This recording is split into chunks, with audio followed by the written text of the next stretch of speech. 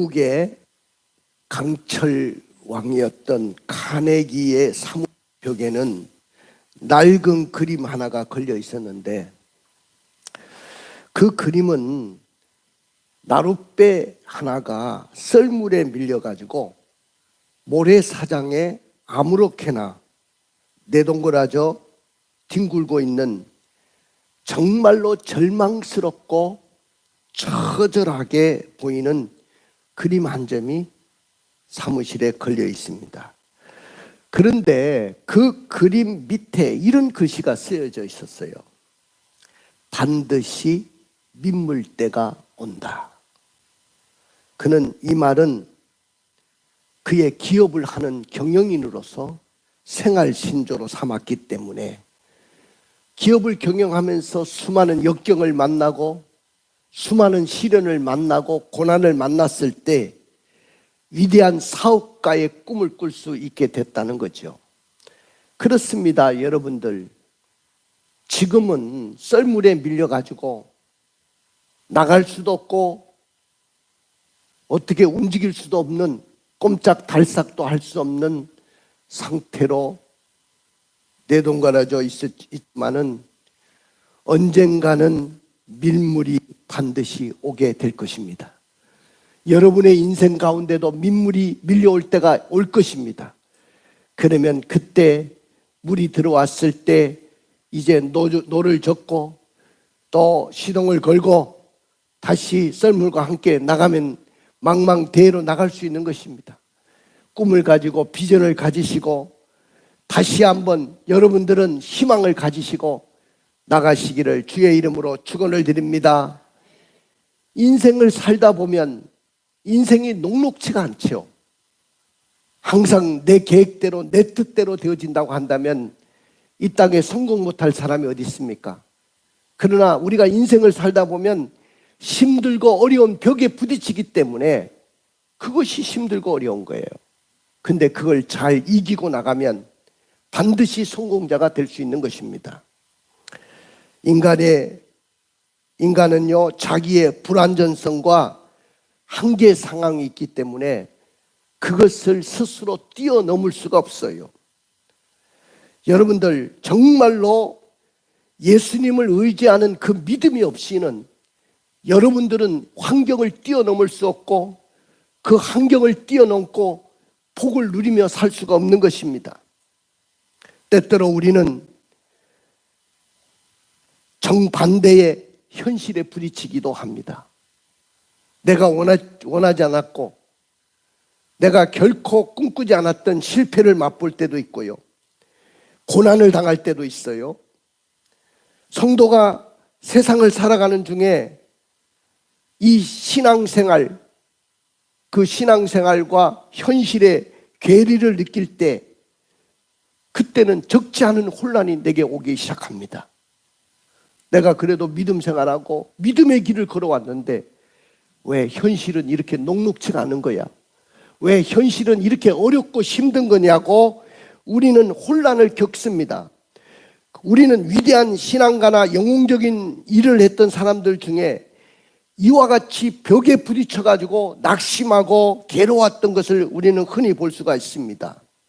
나는 오늘 여러분들이 하나님이 계시니까, 하나님이 살아계시니까 나에게는 낙심이 없다, 이런 확실한 믿음의 고백이 있기를 주의 이름으로 축원을 드립니다.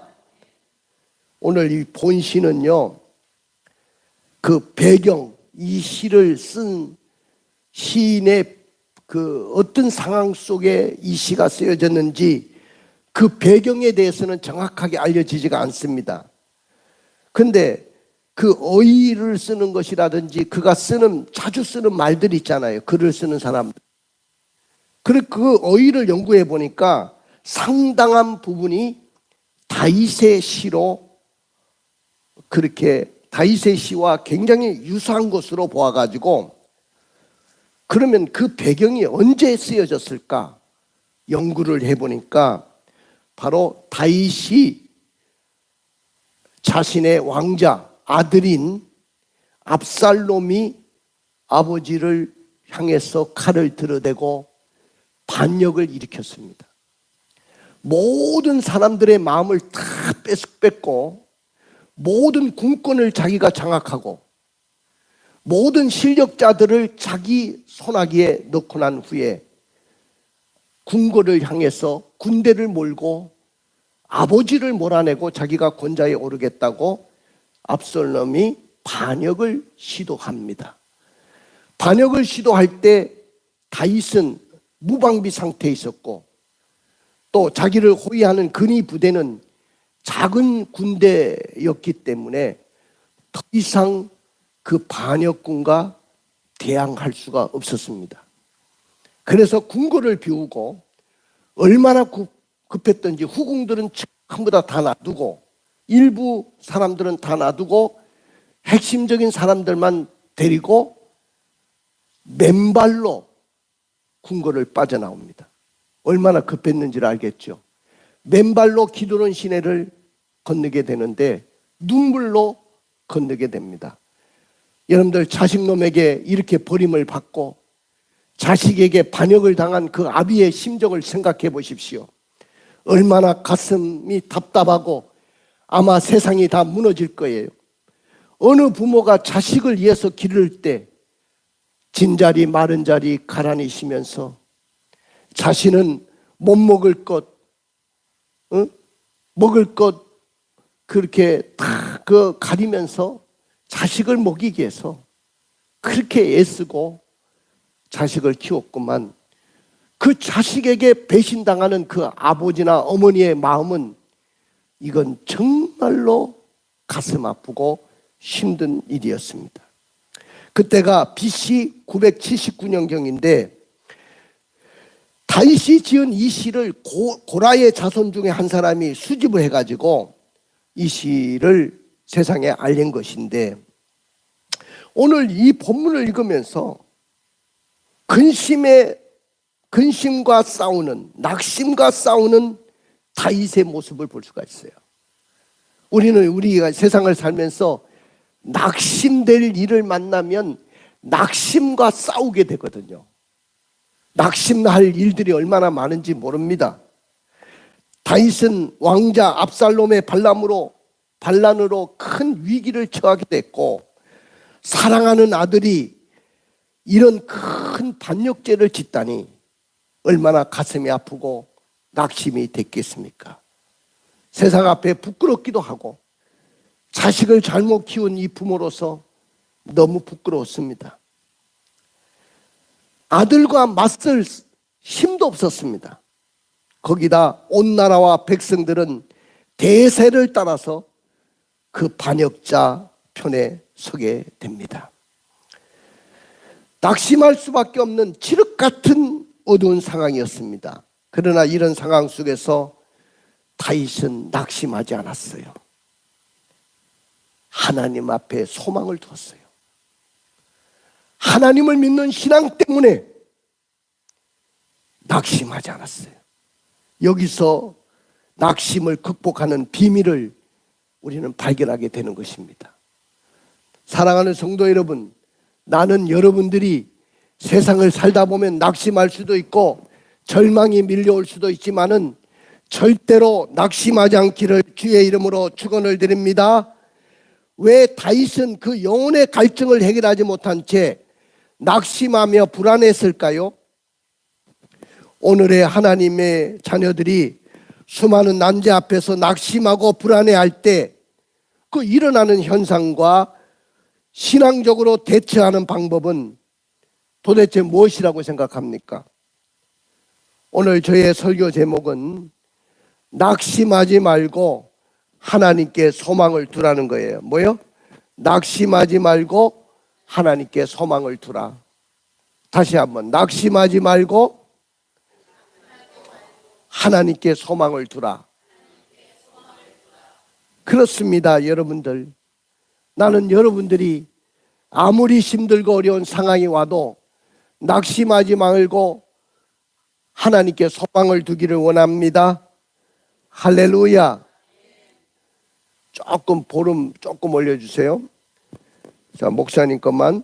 자, 그러나 오늘 다윗은 낙심하지 않을 수가 없었어요. 낙심할 수밖에 없었어요. 그러면 왜 오늘 다윗이 낙심할 수밖에 없었을까? 그것은 첫 번째는 연약한 사슴처럼 너무나도 갈급했기 때문에 그렇습니다. 자기 인생이 연약한 사슴처럼 너무 갈급했어요. 자, 시편 42편 1절 2절을 읽어볼까요? 하나님이여 사슴이 시냇물을 찾기에 갈급한 같이 내 영혼이 주를 찾기에 갈급하나이다. 내 영혼이 하나님 곧 살아계신 하나님을 갈망하나니 내가 어느 때에 나아가서 하나님의 얼굴을 배울까? 온 세상이 다윗을 외면하고 돌아선 듯한 비참한 지경에서 오로지 하나님을 부르는 다윗의 심경이 연약한 사슴의 갈급함으로 비유하고 있어요. 여러분들, 사슴은 그 외적인 모습의 이미지로 인해 가지고 되게 연약한 짐승으로 이렇게 우리가 상징을 합니다. 사슴같이 연약하다 그러잖아요. 실제로 사슴은 연약한 짐승이에요. 맹수하고 싸울 수 있는 무기가 하나도 없어요. 그러다가 맹수의 밥이 되기도 하고 스스로 어려움을 참아내지 못하고 죽을 수도 있고 그럴 때가 많습니다. 이런 사슴의 다혈질의 동물이기 때문에 열이 많아요. 그래가지고 고온 다습한 이 팔레스타인 땅에서 살다 보니까 제일 견디기 어려운 것이 뭐냐면은 갈증을 견디기가 어려운 겁니다. 이 사슴이. 그래가지고 사슴은 늘 시냇물을 찾기에 갈급합니다. 헐레벌떡하면서 시냇물을 찾기에 얼마나 갈급하게 뛰어다니는지 모릅니다. 이리 뛰어다니고 저리 뛰어다니고 마구 뛰어다닙니다. 시냇물은요 그냥 물이 흐르는 그런 냇물이 아니고 차고 넘치는 풍족한 물이 사시사철 흐르는 시내를 말하는 거예요. 이런 시냇물을 찾기에 갈급하다는 거예요. 여러분, 팔레스타인 지역의 연평균 그 강우량은 600mm밖에 안 돼요. 게다가 대부분의 땅이 비가 와도 잘 고이지 않는 토양으로 이루어져 있어요. 이걸 와디라고 하는데 비가 오면 그냥 확 휩쓸고 가는 거야. 비 올 때는 막 큰 냇물 같은데 나중에 보면은 물이 지나가고 나면 그냥 삭막한 사막으로 변해 있어요. 이것이 바로 팔레스타인 땅입니다. 이런 땅에서 살고 있는 이 사슴이 물을 찾기에 울부짖고 갈급해 한다는 거죠. 다윗이 사슴이 시냇물을 찾아 갈급한가 같이 자신의 영혼이 그렇게 하나님을 찾기에 갈급하다고 이야기했어요. 하나님을 찾는 자신의 갈급한 심정을 마치 목마른 사슴의 심정으로 고통을 이기지 못해서 매우 급하게 물을 찾으며 크게 울부짖는 그 사슴의 모습으로 비유하고 있어요. 2절의 말씀을 읽어보실까요? 내 영혼이 하나님 곧 살아계신 하나님을 갈망하나니 내가 어느 때에 나아가서 하나님의 얼굴을 배울까? 다윗이 그 어려운 상황 속에서 반란군의 낯을 피해가지고 도망가는데 제일 힘든 것이 뭐냐면은 나의 영혼이 하나님 곧 살아계신 하나님을 갈망하는데 내가 어느 때 나가서 하나님의 얼굴을 배울까? 내가 어느 때 하나님의 전에 나가서 하나님을 배울까? 다윗이 여호와를 갈망하는 그 마음이 고스란히 여기 표현하고 있어요. 이제는 상당 기간 성막에 계시는 그 성소에 계시는 주님을 만날 수가 없다는 것, 이것이 얼마나 가슴이 아픈지 모릅니다. 사랑하는 성도 여러분, 은혜의 사람은 성전을 갈망하고 예배당을 갈망하고 교회를 갈망합니다. 마치 사슴이 시냇물을 찾아 갈급한가 같이 하나님의 성전을 사모해야 됩니다. 그런데 저는 코로나를 지내면서 성도들을 더 이상 믿지를 못하겠습니다.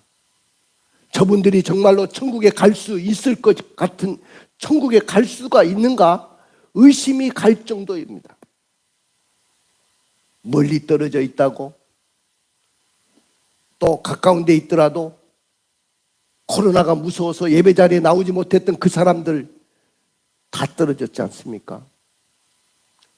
그들이 다시 돌아올 수 있겠습니까? 기본적인 신앙과 믿음이 있었다면 코로나가 뭐가 문제고, 세상의 시련이 무슨 문제고, 삶의 어려움과 고통이 무슨 문제가 있겠습니까? 오늘 마치 연약한 사슴이 시냇물을 찾아 갈급함만 있다고 한다면, 이 다윗의 그 마음만 있다고 한다면, 여러분들, 우리는 예배 자리를 떠나서는 안 되는 것이지 않습니까? 다윗은 압살롬의 반역으로 인해 가지고 예루살렘을 떠날 때 마하나임이라는 곳에 거기에 진을 치고 예루살렘을 그리하면서 이 시를 이렇게 고백한 거예요. 지난날 많은 사람을 인도해 가지고 성의를 지키는 무리와 동행하면서 성소에 가가지고 하나님 앞에 경배하며 절기 때마다 기쁨으로 하나님을 찬양했던 일을 기억하니까 더 마음이 상하는 거예요. 내가 어느 때 주의 전에 나가서 옛날 성의를 같이 지키던 사람들과 함께 기쁨을 나눌 수 있을까?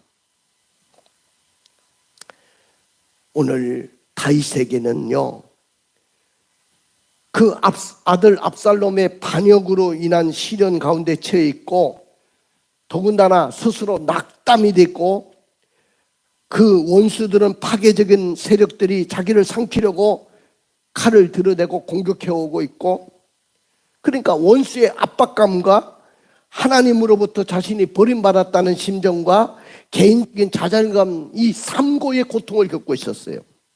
살아가는 성도 여러분, 인생 중에 우리 영혼이 이러한 한 마리의 사슴과 같지 않습니까?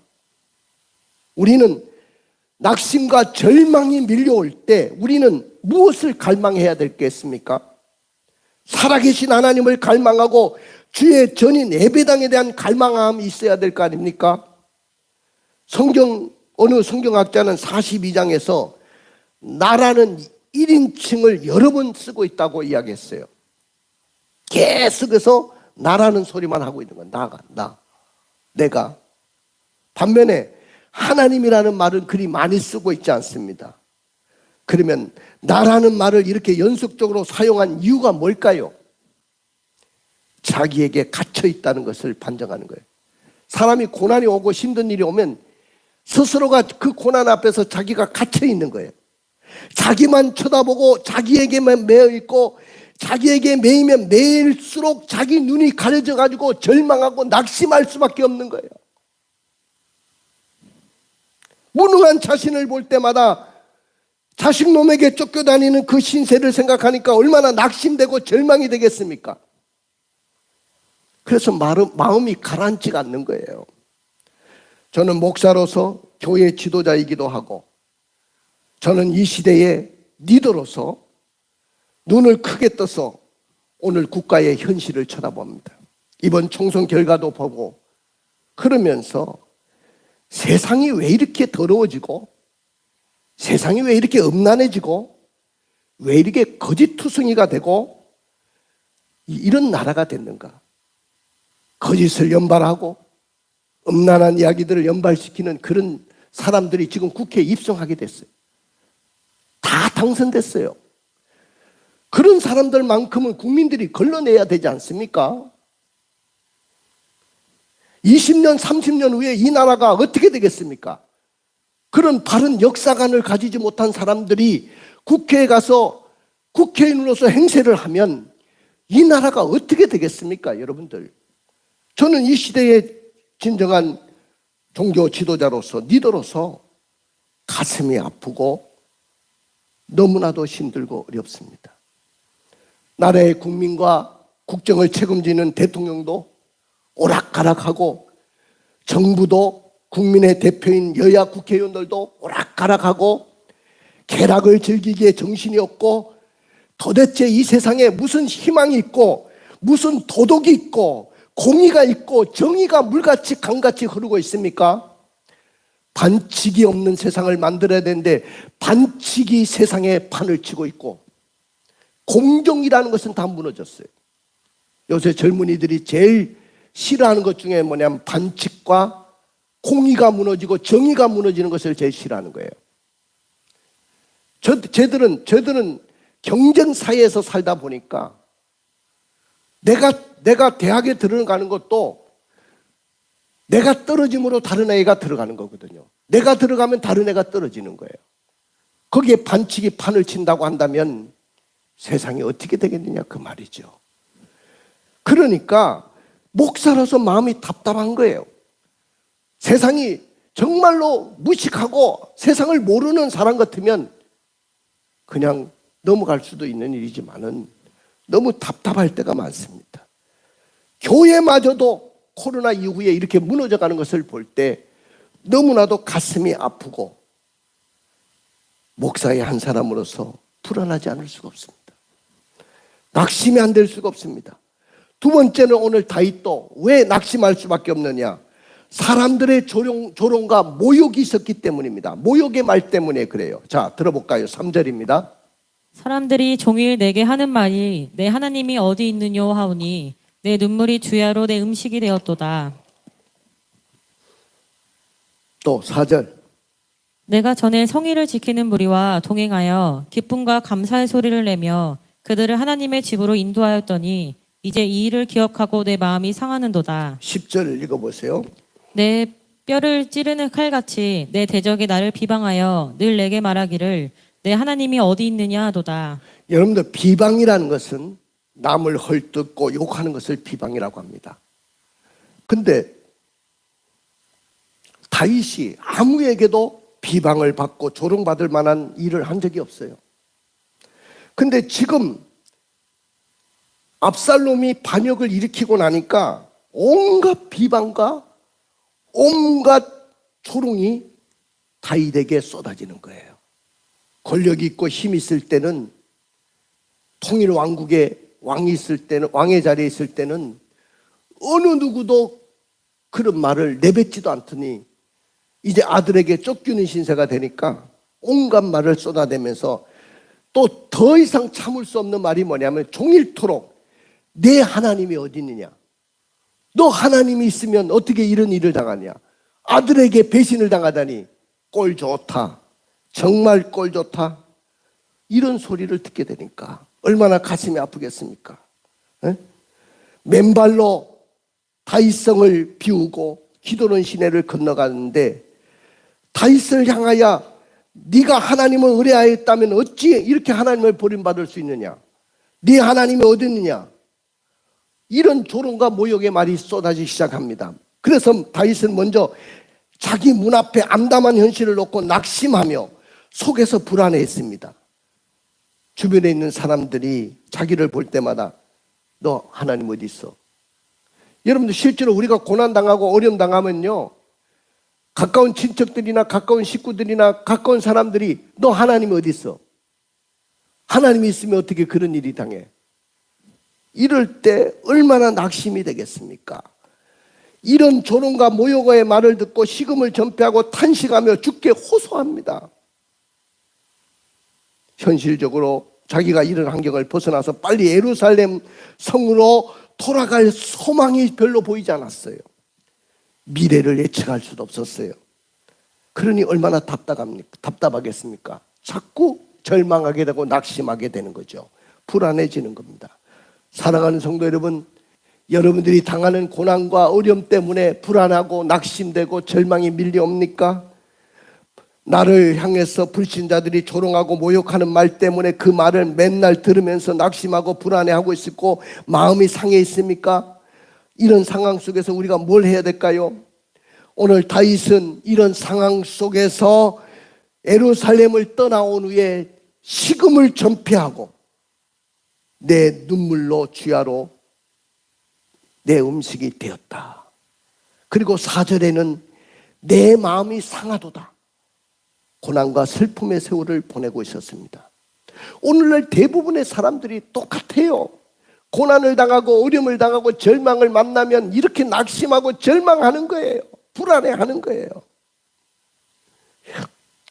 여러분들, 세상 사람들이 다윗 왕과 그 가문을 어떻게 조롱하는지 모욕하는 말을 들어볼까요?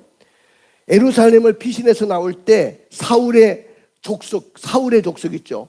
시므이라는 사람이 다윗을 저주하는데 이렇게 저주합니다. 한번 보십시오. 사무엘하 16장 7절 8절 내가 찾아놨으니까 한번 읽어보세요. 자, 시므이가 저주하는 가운데 이와 같이 말하니라. 피를 흘린 자여, 사악한 자여, 가거라 가거라. 사울의 족속의 모든 피를 여호와께서 내게로 돌리셨도다. 그를 이어서 내가 왕이 되었으나 여호와께서 나라를 내 아들 압살롬의 손에 넘기셨도다. 보라, 너는 피를 흘린 자이므로 화를 자초하였느니라 하는지라.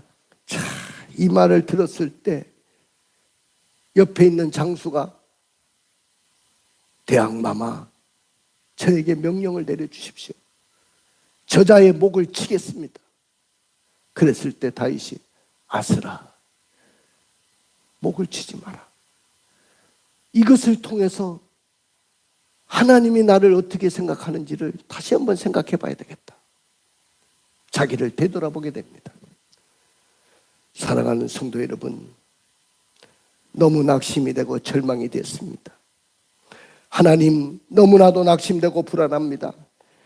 지금까지 제가 사울왕의 낯을 통해서 쫓기는 신세로 살다가 이제 통일왕국의 왕이 되고 평화스러운 시대가 도래했는데 자식놈 하나 제대로 교육시키지 못하고 바로 키우지 못해서 제가 이런 벌을 받습니다.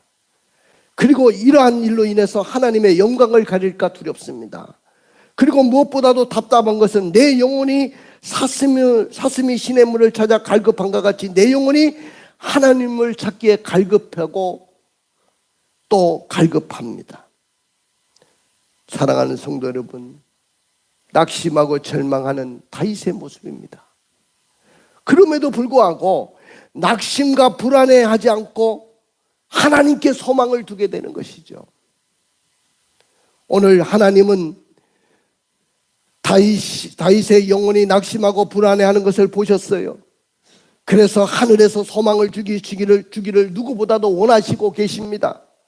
마찬가지로 우리가 수많은 난제와 수많은 어려움 속에 불안해하고 낙심하고 있는 여러분들에게도 하나님께 소망을 두기를 누구보다도 원하시는 분이 우리 하나님이신 줄로 믿습니다. 하나님은 살아계신 하나님이시고 능력의 하나님이시고 낙심과 불안을 뛰어넘어 소망을 주시는 하나님이시고 절망을 딛게 하시는 하나님이신 줄로 믿습니다. 다윗은 낙심과 불안할 때 어떻게 극복했습니까? 하나님을 갈급히 찾았어요. 우리 1절 2절 읽어볼까요? 하나님이여, 사슴이 시냇물을 찾기에 갈급한 같이 내 영혼이 주를 찾기에 갈급하나이다. 내 영혼이 하나님 곧 살아계시는 하나님을 갈망하나니 내가 어느 때에 나아가서 하나님의 얼굴을 배울까? 다윗이 피난길에 하나님을 갈망하는 심정이 시냇물을 찾기에 갈급한 사슴과 같다고 했죠. 오늘 이렇게 하나님을 찾았어요. 낙심과 절망이 밀려왔을 때 오늘 그 사슴의 입장을 생각해 보십시오. 물을 찾고 시냇물을 찾는 사슴, 얼마나 집요합니까? 얼마나 간절합니까? 물이 아니면 죽음입니다. 물을 찾으면 사는 것이고 물을 못 찾으면 죽는 것입니다. 얼마나 절박합니까? 그러니 다른 것이 눈에 들어오겠습니까? 물을 찾을 때까지 그는 쉬지 않을 것입니다. 끝까지 물을 추구하고 사방으로 뛰어다닐 것입니다. 사랑하는 성도 여러분, 다윗은 그 사슴을 보면서 나도 이렇게 하나님을 찾아야 되겠구나.